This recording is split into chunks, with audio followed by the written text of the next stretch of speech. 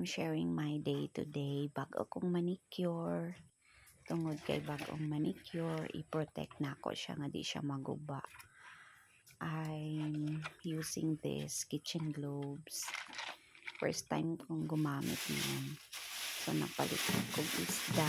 600 grams lang kay mahal man ang kilo. Oy, barilis. 370. So, enough na po na siya for my week's consumption. Napamangkoy, laing karne sa ref. So, ihugasan na ako using my gloves. Uncomfortable pa ko. Murag gahi siya ba? Rubber. Baga manggod siya. So, tibay gid ni. Kay mahal-mahal ko. So, nanghugas ko sa isda. Gipa-slice na di ay na ako daan sa palengke ganina. Para hugasan na lang na ako. Ready for prito o for breakfast o lunch na po. Back to school na bukas. Back to work. Manginabuhi ta para sa kaugmaon na to nga matiguang ta. So that's it. Mana siya, ibutang na nato na siya karon sa ref. 600 grams tuna, fresh tuna. So mana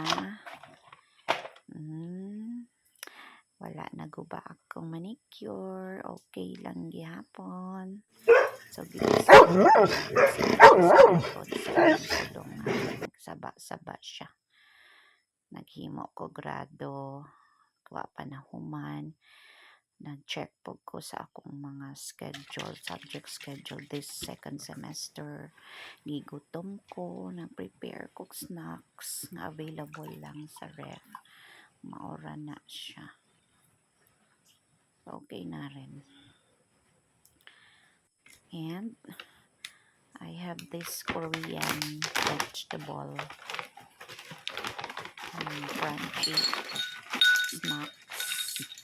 Uy, murag na may sakol nga Goldilocks nga pulburon. That okra so crunchy. Crack.